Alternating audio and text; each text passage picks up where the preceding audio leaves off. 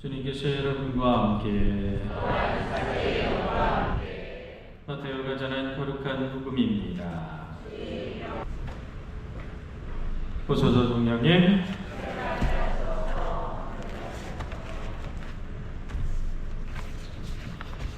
오늘 말씀드린 대로 성경 공부는 예수님과 만난 사람들 7번째 우리 백인대장에 관련 백인대장의 믿음에 대해서 한번 생각을 해보는 시간을 갖도록 하겠습니다. 이 마태복음서에서 나오는 이 백인대장과 예수님의 만남, 말 그대로 우리가 일반적인 도시관에서 보는 누군가가 막 이렇게 예수님이 지나가시는데 다가오고 막 이러는 부분들 아닙니다. 어찌 보면 말 그대로 대단히 여러 가지 형태를 띠고서 등장하고 있지 않을까. 특히나 대단히 아주 유명한 장면이 있는데 뭐냐면 이게 그리스어 표현으로 타우마조라고 이게 뭐냐면 예수님께서 막 기적을 일으키시고 막 벙어리를 막 말하게 하시고 손 오그라든 사람에게 낫게 하실 때 사람들이 우와 하는 그거 있잖아요. 경탄하는 그 표현. 요것이 이제 감탄하다라고 우리 성경에서는 번역되어 있는데 요 단어가 사람이 예수님께 쓰는 경우는 자주 종종 등장하는데 예수님이 사람한테 쓰는 경우는 딱 여기서 한 번 등장합니다. 그러니까 대단히 예수님께서 이 사람의 믿음에 대해서 엄청나게 감복하셨었던 부분이었다라는 겁니다. 이렇게 극찬을 받은 사람이 딱 2명 있어요. 첫 번째가 누굽니까? 세례자 요한이죠. 세례자 요한. 여자에게서 태어난 이들 가운데에서 세례자 요한보다 더 큰 인물은 없었다라고 이야기하는 겁니다. 세례자 요한 다음에 누구로 하는 겁니까? 말 그대로 이 백인대장을 이야기합니다. 여러분들 이렇게 놓고 보면 대단히 여러 가지를 생각이 들 수 있죠. 다른 외부인들, 말 그대로 신앙을 갖고 있는 사람들, 2000년 전에 야훼 신앙을 가장 잘 알고 있었다라는 이스라엘 사람들한테는 그런 칭찬의 말씀이 나오지 않고 오히려 외국인, 그것도 로마의 사람에게 그런 칭찬을 하셨다라는 사실이 오늘날에도 많이 닮아 있지 않은가. 신앙을 가지고 있는 우리 신앙인들이 오히려 예수님께 대한 믿음의 부분들이 훨씬 더 약하지 않은가. 내가 원하는 것, 내가 바라는 것, 내가 하여튼간 듣고 싶었던 어떤 그런 것들. 오히려 예수님을 몰랐던 사람들이 예수님에 대해서 더 이야기하고 있지 않은가 그런 경우도 종종 왕왕 봐요. 제가 안식년 있을 때 이렇게 나가서 이렇게 하잖아요. 그러면 외국 사람들, 그 신자 아닌 사람들하고 많이 만날 기회가 있었거든요. 신자 아닌 사람하고 이렇게 만나서 뭐 하는 양반이냐고 저한테 물어볼 때 제가 신부라고 그러면 다 뭐라고 그러냐고 그러세요. 갑자기 존댓말을 하면서 그러세요. 자기와는 다른 사람이라는 그런 얼굴 표정을 막 줘. 우리 신자들은 어떤 표정을 줘? 농담으로 이야기한 거고요.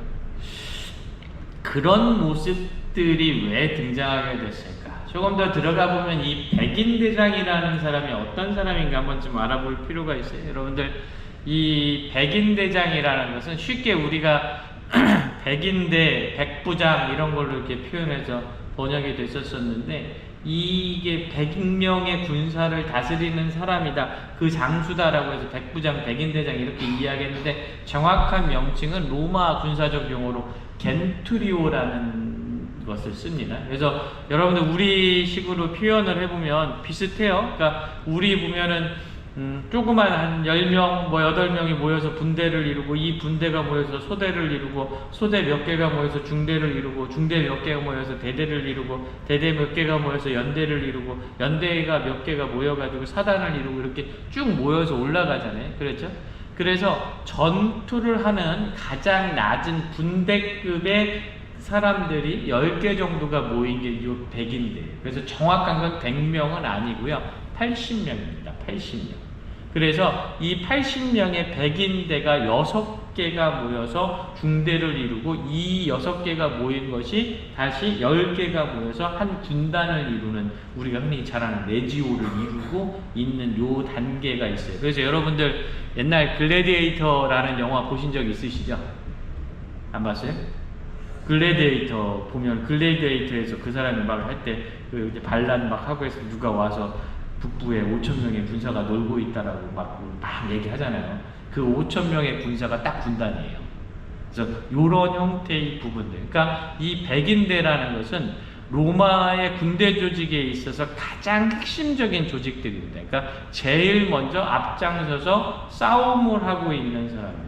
그런데 그때 당시에는 글을 알거나 이런 조직들을 아는 사람들이 별로 없었었잖아요. 그래서 이 100명의, 80명의 군사들에게 있어서는 가장 왕과도 같은, 가장 높은 지위에 있는, 그들을 처벌하거나 그들을 가르칠 수 있는 능력이 있는 사람이 백인대장이었어요. 그러니까 이 백인대장이라는 사람은 말 그대로 점령지에서 점령군의 백인대장이라는 것은 꽤나 괜찮은 지위에 있었다라는 것을 이야기를 하는 겁니다. 당연히 로마 시민이었을 것이고 말 그대로 여러 가지 형태로 권력을 가지고 있는 사람이었을 것이다 라는 겁니다. 대단히 고유한 역할을 가지고 있었기 때문에 그가 맡고 있는 역할들 안에서 엄청나게 중요한 일들도 많이 했었을 것이고 세상 안에서 누구에게 머리를 조아리거나 아니면 부탁 같은 것을 했을 때 이런 형태로 부탁을 할 수 있는 사람은 아니었을 것이다. 더군다나 로마 시민이었으니까 말 그대로 야훼 신앙을 갖고 있다라고는 아무런 어떤 근거도 없는 야훼 신앙하고는 완전히 거리가 먼 사람이 이 백인대장이었을 것이다 라는 것을 알 수 있었을 겁니다. 그러니까 보면 사회적 지위로 보나 사회적 현상으로 보나 어떻게 보면 문화적으로 보나 어떻게 보면 계급이나 지위로 보나 아니면 신앙적으로 보나 도덕적으로 보나 예수님하고는 어떠한 연관성도 없는 사람, 하나의 끈도 없는 사람이에요. 그런데 그 사람이 와서 어떻게 예수님께 하는 행동이 예수님을 감탄하게 만드는 거예요. 왜 그랬을까요? 그 백인대장이 정확하게 말 그대로 하고자 하는 것이 있었었죠. 무엇입니까? 자신의 종을 살리겠다는 열망이었었어요. 백인대장이 판단했었을 겁니다. 내가 내 종을 살릴 수 있는, 내가 가장 아끼는 저 부하를 살릴 수 있는 길이 무엇이었을까? 백방으로 노력을 해봤지만 불가능했다. 그러면 이제 어떻게 해야 되는가를 마음속으로 생각을 했었겠지요. 그 결과 주변에서 들리는 모든 이야기를 종합했었을 때 내가 이 종을 살릴 수 있는 유일한 길은 예수라는 분을 만나는 것밖에 없을 것이다 라고 생각했을 겁니다. 그러면서 예수님에 대해서 연구를 했겠죠. 예수님에 대해서 생각을 하고 예수님이 어떤 분인가를 알아보았을 겁니다. 그것을 통해서 백인대장에게 무엇이 생기기 시작하는 겁니까? 신앙이 생기기 시작하는 거죠. 그런데 더 정확하게 표현하면 어떤 신앙? 올바른 신앙. 이 올바른 신앙은 딱 한마디로 표현하면 겸손한 신앙입니다. 내 주의, 내가 원하는 기준, 내가 바라는 모습대로만 살아가는 신앙 아니에요. 신부가 강론하면 듣기 좋은 것만 듣고 듣기 싫은 것은 먼 산 바라보듯이 바라보고 있으면서 하는 그런 신앙 아니에요. 예수님이 원하시는 거, 예수님이 바라시는 거, 그거 내게 좋은 거 있으면, 내게 원하던 거 있으면 아멘 할렐루야 하고 예수님께서 나에게 원하시는데 좀 희생해라 하고 좀 뭐 해라 하면 내가 왜 그래야 되는 그런 신앙 아니에요. 그대로 받아들이는 신앙. 그게 오늘 복음 안에서 등장하고 있는 거예요. 우리가 많은 경우에 있어서 믿는다라고 이야기를 해요. 그런데 그 중에서 믿는다라고 이야기를 할 때 믿음을 잘 드러내지 못하는 대다수의 경우는 어떤 경우입니까? 내 자존심 때문에 예수님 앞에서도 내 자신을 내려놓지 못할 때 그 믿음이 잘 드러나지 않습니다. 그런데 백인대장은 어떻게 이야기합니까? 주님, 저는 당신을 제 지붕 아래로 모실 만한 자격이 없습니다. 첫 번째는 뭐예요? 여러분들 지위가 있다라고 얘기했잖아요. 어디 뭐 초가집에서 살았겠어 백인대장이? 아니에요. 꽤 괜찮고 아주 좋은 집에서 살았을 거거든요. 그럼에도 불구하고 하느님의 아들을 모실 수 있는 자격이 안 된다라고 스스로를 이야기를 하는 겁니다. 두 번째는 무엇입니까? 이스라엘의 유다인의 사람을 이방인의 집으로 끌어들여서 하느님의 아들이라고 이야기되는 분의 명성이나 명예나 그분을 욕되게 만들지 않겠다라는 철저하게 믿음에 기반되어 있는 모습을 보여주고 있다는 거예요. 말 그대로 예수님 앞에서 자신을 완전히 낮추는 모습을 보여주고 있는 겁니다. 이게 주님, 제가 당신을 지붕 아래로 모실 자격이 없습니다. 어떻게? 그저 한 말씀만 하십시오. 많은 사람들이 예수님께 치유의 기적을 바랬었을 때 어떻게 했습니까? 만져주기를 바라고 이야기해주기를 바라고 이런 부분들이 있었었잖아요. 가서 만지려고 하고 막 이런 부분들이 있었었잖아요. 그런데 그것은 중요한 것이 아니다라는 걸 이미 백인대장은 알고 있는 거예요. 저분이 원하시기만 한다면, 저분이 말씀하시기만 한다면 이 모든 것이 이루어질 것이다 라고 믿고 있었던 거예요. 아주 명확하게 알고 있었던 거예요. 이것이 완전히 신앙적으로 보여지고 있는 거예요. 그저 한 말씀만 하십시오. 그러면 어떻게? 제 종이 낫겠습니다 라고 이야기합니다. 그러면서 어떻게?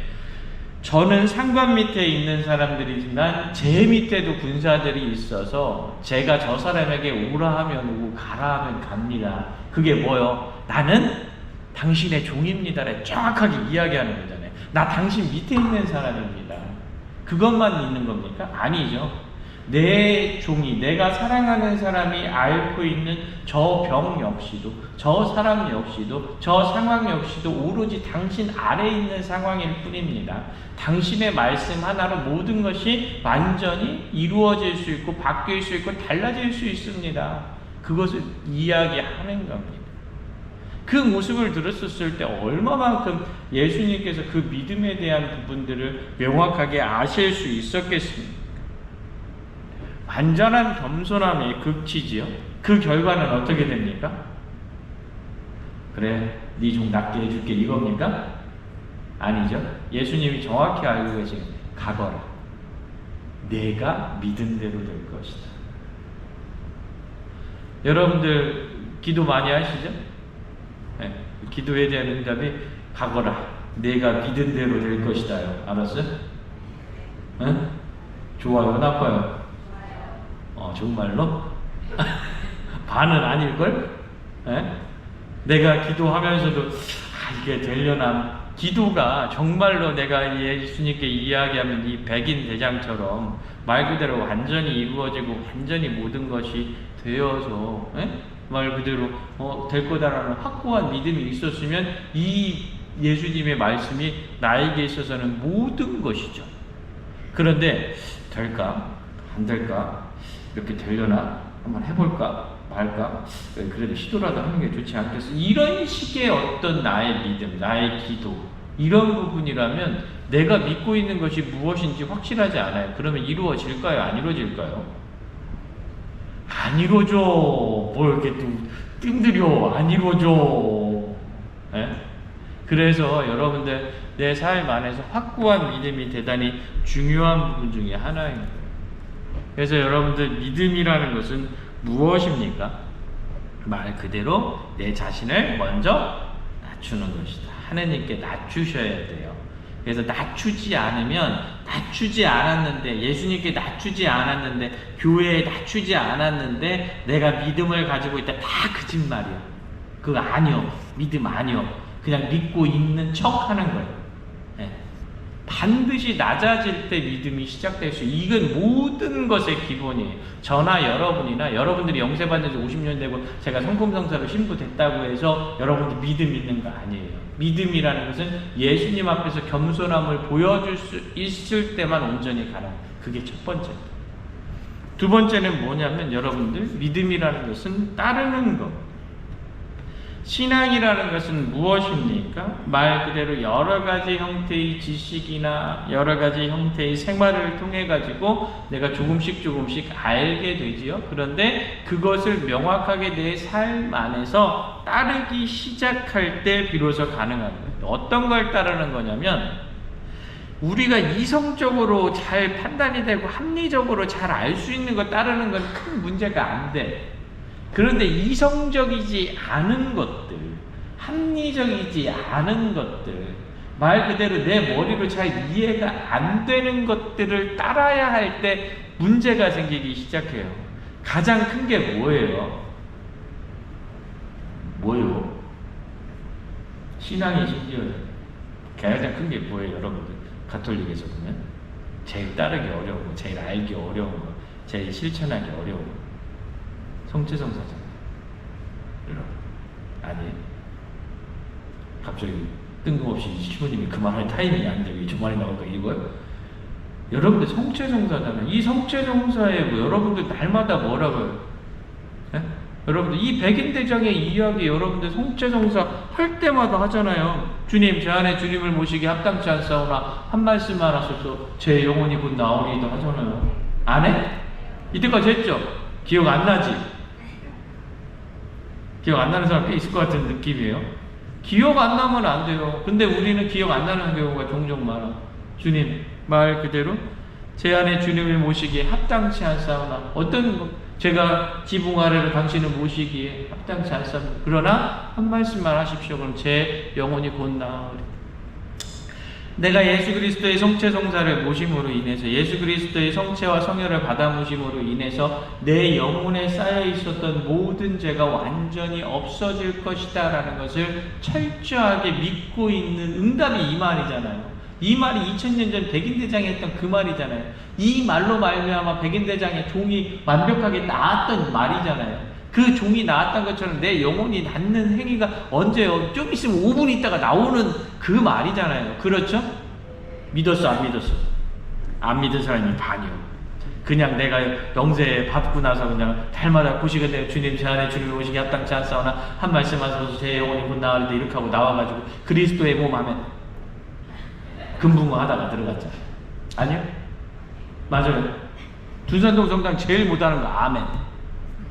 네? 둔산동 성당에서 제일 특이했던 거 제가 왔을 때 제일 특이했던 게 제가 사제생활에서 정말 듣지 못했었던 말 성부와 성자와 성신의 이름으로 아멘.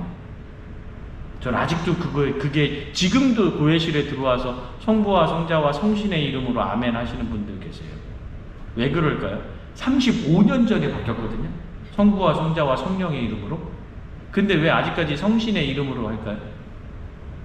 제가 정확하게 알려드릴까요? 왜 자꾸 성신의 이름으로 하세요? 그러면 뭐라고 그러는지 아세요? 싸나래요. 내가 성신의 이름으로 하든 성령의 이름으로 하든 네가 왜 상관이야? 여기 하신 분들 계세요 혹시? 요 천 너머로 고해성사 때 딱 들려오는 그게 아주 싸늘해요. 그래서 안 고쳐진 거예요. 그래서 안 고친 거예요.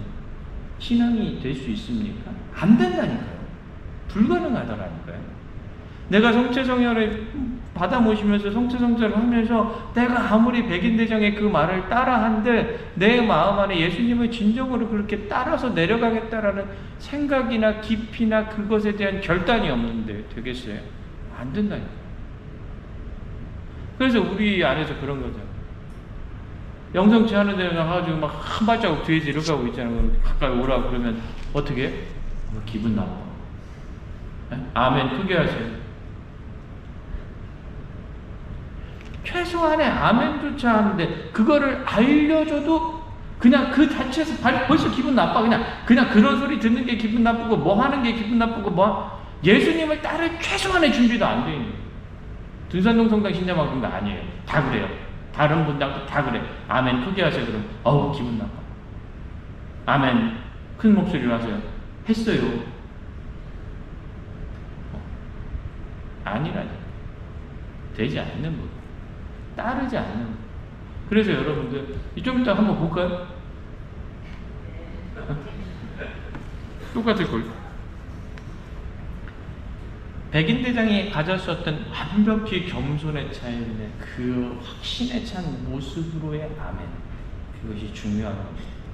그것이 우리가 백인대장을 만났었을 때, 백인대장이 예수 그리스도를 만났었을 때 우리에게 알려주고 있는 부분이에요. 대단히 중요한 부분이죠. 이 백인대장 어떻게 됩니까, 여러분들? 우리가 백인대장 또 말 한마디 듣잖아요. 어디서? 예수님의 십자가 사건 아래서. 그렇죠? 예수님의 십자가 사건 안에서 그 예수님을 끌고 갔었던 사람이 백인대장이 아니었을까 생각해 볼 수 있습니다. 백인대장이 말 그대로 자신의 종을 낫게 해줬었던 자신의 구세주를 데리고 갔을 때 얼마나 가슴 아팠었을까. 그렇죠? 그런 말 그대로. 그런데 어떻게 로마의 백인대장으로 자신이 아무 말도 못하고 그를 데리고 가야 되는 그 어마어마한 갈등 속에 있었을 때, 예수님이 십자가에 매달려서 돌아가셨을 때 성전 휘장이 반으로 찢어질 때, 이거를 신학적 의미로 뭐라고 합니까? 이스라엘에 국한되어 있던 야훼 신앙이 이제 전 세계 모든 이방인들에게 열려진 신앙으로 나가는 것을 의미하거든요. 그때 어떻게 신앙 고백하는 건 누굽니까? 백인대장. 저분은 하느님의 아드님이십니다. 어떻게 마음속에 담아 있었던 걸 이제 입으로 크게 주변에 있는 사람들에게 들리게 이야기하는 겁니다. 이 백인대장은 어떻게 됐었을까요? 그 후에 백인대장으로서 계속 살면서도 예수 그리스도를 따르는 예수님의 제자가 됐었을 겁니다. 예수 그리스도와 함께하는 신앙인이 됐었을 겁니다. 우리에게 어떤 이름도 알려지고 있지 않지만 이방인으로서 최초로 자신의 신앙을 고백하는 진정으로 아름다운 사람이 됐었을 겁니다. 이유는 딱 하나입니다. 겸손한 믿음을 가지고 있었기 때문에 그렇습니다.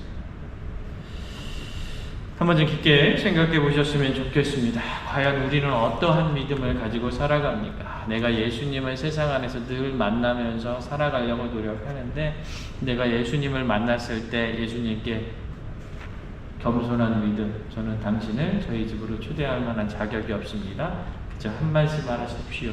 그러면 모든 것이 이루어질 것입니다. 라고 진심 어린 마음으로 이야기할 수 있겠네요. 한 번쯤 성찰해 보시는 것 대단히 좋은 기회가 될 겁니다.